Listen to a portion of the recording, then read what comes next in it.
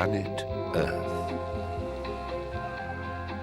Or as the rest of the Omniverse call it, the Orb of Dreamers, the occupants of which spend so much time asleep and dreaming, their vast imaginations humming away, charged with creative energy.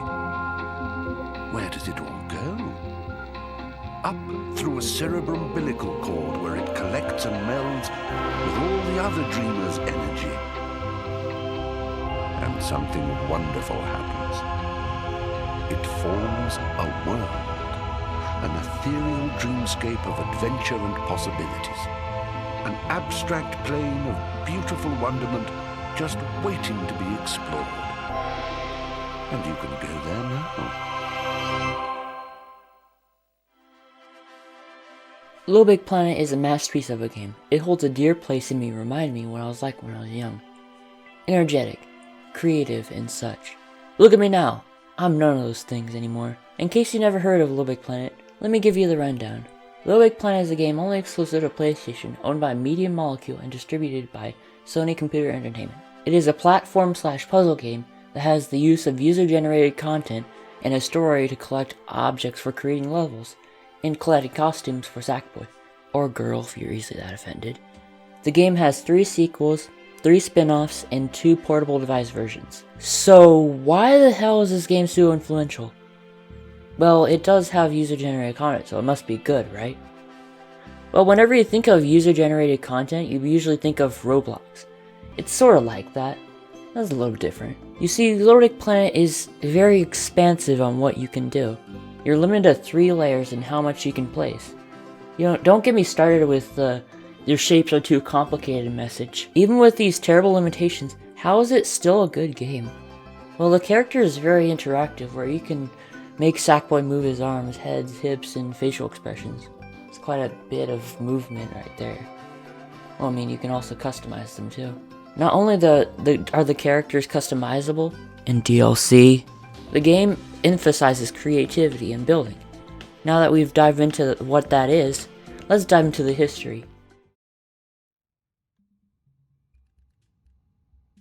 Can I mention this game was created before Minecraft was officially released in 2009? Little Big Planet was officially released in 2008 by Sony Computer Entertainment and Media Molecule, I already said that, but was in the works before 2005. The game was actually pitched to Sony being called Craft World, which was going to be a physics-based 2D slide-scroll game with the character named as Mr. Yellowhead. You can actually get this character in the game if you complete the entirety of the game without dying. His arms could be moved around using one joystick for his arm and another for moving around, and he could roll around and grab things to avoid obstacles.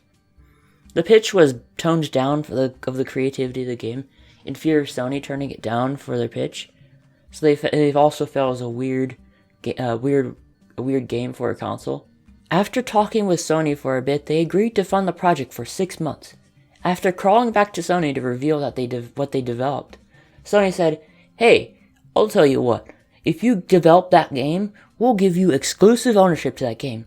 But you have to release it to our consoles, because God forbid you eliminate competition by not making people buy our console." Later, Media Molecule was incorporated in 2006. Media Molecule is not what I expected. A British game development studio formed by, before I say all these names, I'm going to butcher them all, Mark Heatley, Alex Evans, David Smith, and Karam Etawuni? I don't know. It was taken by Sony Computer Entertainment in 2010, becoming part of the Sony Interactive Entertainment Studios. Basically, they're sort of making games for Sony platforms. Even through the heavy support of Sony, they were in a panic not knowing what direction they're going with their game, worrying that about if people would like it or not. The worry disappeared after they revealed it in GDC in 2007. Let's give him a nice, friendly smile. I tell you what, I'll come and give you a hand. So this game can be played on your own, but it's actually really fun when you mess around. We call it communal creativity, and I think this is going to be a big part of Game 3.0. So if you just hold him steady in case he rolls away, kind of just, it's looking pretty good. Oh, and one back there as well.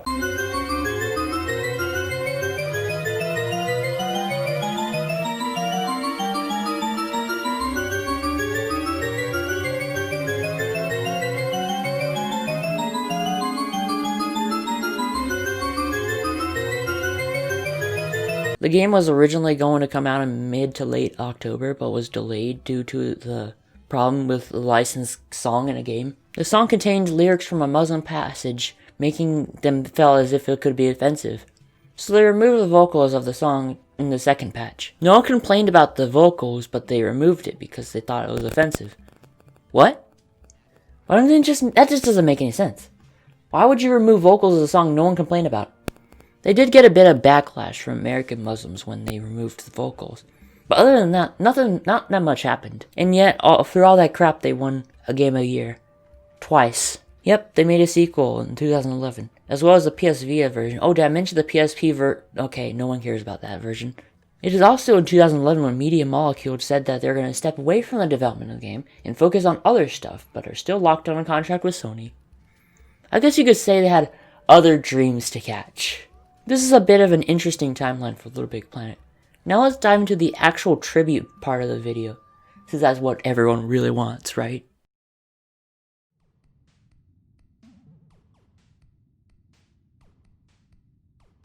Little Big Planet filled the nostalgia of all Gen Zs and millennials all around. It is the greatest game before the 2010s and after the 2010s with its sequel. The game should live on as a platform and inspire creativity and imagination to children. This is a tribute to the two sequels and maybe the PS Vita version. You are good too. The game design and the audio design is top notch, including some really good tracks. This game's immersion is excellent with its amazing storytelling capabilities. Honestly, I did not know Little Big Planet even had a story. Probably because I was too young to remember, but I remembered how amazing the second game was. I feel as if the game isn't really heavily focused too much because it's just a kid's game, and it's cringe, and yes, some of these aspects are true, but I heavily bet that you could still enjoy this game even if you are an adult. Yes, I was probably a weird child with the stuff I got from random levels, but hey, I can look back and remember to never do that again. I really do want to get Little Big Planet 1 and complete the story, but I don't think that will ever happen. The best way to go is just to move on. Unlike Minecraft, where it's a timeless masterpiece, Little Big Planet is a game that you can admire and see how amazing it was when you played it as a child. Of course, for me, later on I stopped playing because it got boring to me. I don't have friends being that younger me doesn't talk to people and autism, that damn autism. I may purchase it one day and make a game review and finish it, or I may never come back to it in the first place. Who knows? All in all, I had good memories of the game. Let's move on.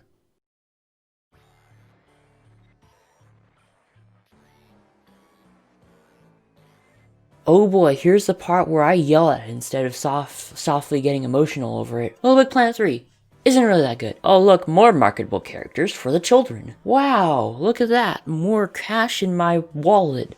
Hello, it's future me. I'm just here to say a couple things I didn't say in this video, yet I want to say anyways, is that the story actually seems kind of dull to me when I think about it.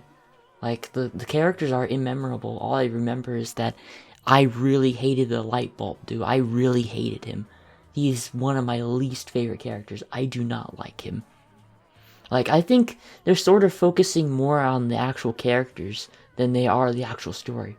I think if you're gonna, like, make their story, make it better than that. Make it more interactive, like Little Big Planet 2. It was a really good and interactive story that made a whole lot of sense, and it's just like, it was really good too with like the theming of the levels and everything. They should focus more on making it similar to Little Big Planet 2, but not all the same.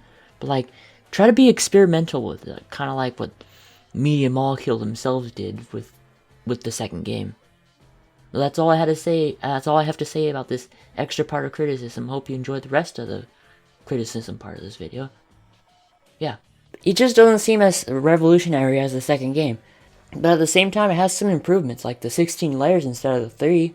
Although the game was ruined due to major bugs that were never fixed, like save corruption that made the community really sort of dislike the game. Huh, that was rushed. Plus, I may remark that the third installment was never worked on by Media Molecule, but was worked on by Sumo Digital, with a pinch of Media Molecule's help. Yeah, crazy how Sony wants to rush the game to the holidays for more money. I wonder why it's a broken game. But it's still, like, playable, actually, sort of. If you remove the bugs and stuff, the major bugs and the major stuff. This is going out of script, by the way. See, yeah, it could have been a good game, but it's sort of... It was way too rushed by Sony, because Sumo Digital, they had no idea what the hell they were gonna do. Even with, like, Media Molecule's help, I mean, like, they'd never worked on a Little Big Planet game before. Look, with making a new intellectual property, it is easy, but to make sequels with that property is pretty difficult. On top of keeping the stuff that people enjoyed about the game, you also just can't add stuff. You have to add some elements that make it different from its first or its second. And it doesn't, it's so that it just doesn't feel like an add-on to the previous game. The third game almost feels as if it was a second game with just a little bit extra features in there. It just doesn't feel too much like a sequel. Yeah, it just feels like a mod, really, with just added characters. Oh, look at these so funny characters. Would you want them? Hey, little children, we got Sock here. Would you want Sock? Yeah, there's just not much to the third game. It kind of makes it look. I mean, yeah, it's a little added features, but it just doesn't feel like a sequel. If you get what I mean, right? I don't find a Little Big Planet 3 as a bad game, but I do see it a pretty boring game. I may come back to it if I'm bored enough, but chances are are pretty small. I mean, I already played it a little bit, and it's still pretty boring. Little Big Planet karting. Nothing to say besides it's okay, but it's really just Mario Kart with a level editor. Nothing wrong with karting, but it just doesn't seem like any of the other games. I mean, it's a spin-off. What'd you expect? So in conclusion, Little Big Planet is a copy of two-dimensional Roblox distributed only on the PlayStation for the use of making brand deals to earn capitalist revenue, to hold in their vault of money, and to distribute to the depressed workers. I'm Crimson Sane, and fade transition.